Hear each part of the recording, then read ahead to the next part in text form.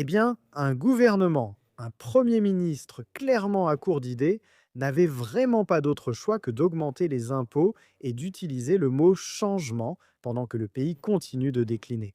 Et il semble maintenant que la grande idée de ce gouvernement soit de nous enchaîner aux règles de l'Union européenne. Je veux dire, ils agissent comme si l'UE était un miracle économique. Je veux dire, le chômage en Allemagne vient d'atteindre son niveau le plus élevé depuis 12 ans. Le chômage en France est supérieur à 8%. Et pourtant, c'est la grande idée de Keir Starmer, la grande idée de ce gouvernement. Pendant ce temps, il semble que West Streeting va peut-être démissionner demain. Examinons simplement le vrai bilan de West Streeting comme ministre de la Santé. Je trouve cela intéressant. C'est un sondage YouGov auprès du personnel du NHS. Donc le personnel du NHS, une majorité d'entre eux, pense Treating is doing a bad job. West Streeting travaille mal. 2 tiers du personnel du NHS jugent la gestion du NHS par les travaillistes insatisfaisante. Et vous pouvez voir ici, c'est vraiment important.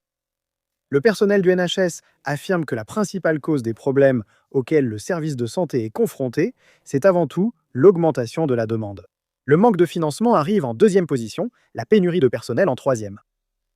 L'augmentation de la demande est la principale cause des problèmes auxquels le NHS est confronté.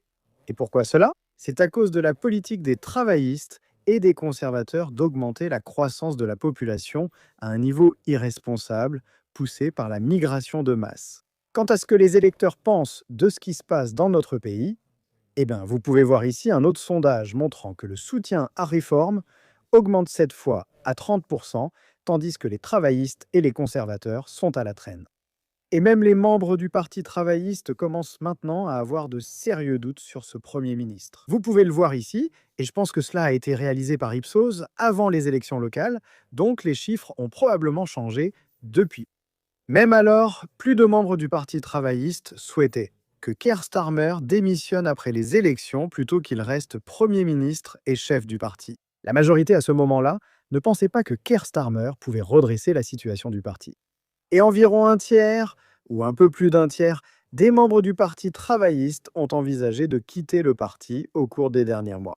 Voilà donc le verdict des membres du Parti travailliste sur un gouvernement qui est clairement à court d'idées, qui n'a absolument rien de positif à offrir, si ce n'est des discours creux sur le changement et des idées usées.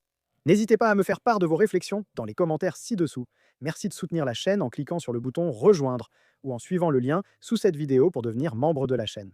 Je vous en serai vraiment reconnaissant. Et bien sûr, comme toujours, merci d'avoir regardé.